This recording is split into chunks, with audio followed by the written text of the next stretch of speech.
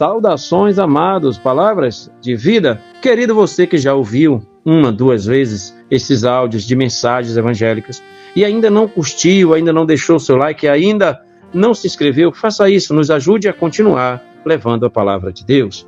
Vamos hoje ao livro de Lucas, no capítulo 22, no versículo 60, que está escrito: Pedro disse: Homem, não sei o que dizes. E logo estando ele ainda a falar, cantou o galo. E virando-se o Senhor, olhou para Pedro. Pedro lembrou-se da palavra do Senhor, como lhe havia dito: antes que o galo cante, me negarás 3 vezes. Queridos, esse momento terrível na vida do apóstolo Pedro, porque ele, que era um homem de guerra, um homem de luta, pescador, que era bravo, andava armado com a sua espada, mas neste momento aqui, Pedro estava fragilizado, observando e vendo seu amigo, que ele admirava e amava, sendo surrado, sendo escarnecido, e ele sem forças, ele não tinha como ajudá-lo. Pedro estava arrasado por dentro.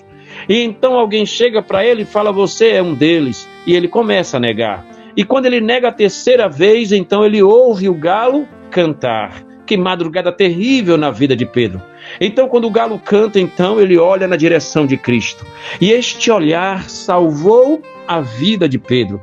Porque quando ele olha na direção de Jesus, Jesus também olha na direção dele. E quando esses olhares se encontram, um olhando ao outro, os olhares se encontram. E Pedro percebe que aquele homem surrado, aquele homem abatido e ferido, lhe perdoava e lhe amava. E ele sentiu-se perdoado. E toda a vergonha que estava sobre ele descarregou em lágrimas, porque ele saiu dali e chorou amargamente.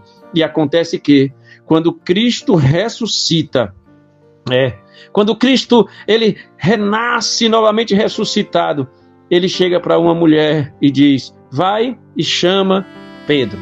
Porque quando Jesus chamou Pedro a ser pescador de homens, ele sabia das fragilidades do coração de Pedro. Ele sabia que Pedro não era perfeito. Ele sabia que Pedro poderia negá-lo e que Pedro iria negá-lo. Mas ele também sabia que depois que Pedro fosse cheio deste Espírito glorioso, que é o Espírito Santo de Deus, ele se levantaria, pregaria, e na sua primeira mensagem, quase 5.000 almas se converteriam. Ele sabia quem ele havia chamado, que mesmo sendo frágil, como a igreja de Filadélfia, mesmo tendo poucas forças, não negaria mais jamais o seu nome, porque a partir dali, meu querido, Pedro morreu crucificado de cabeça para baixo, mas não negou mais Jesus. Vamos orar?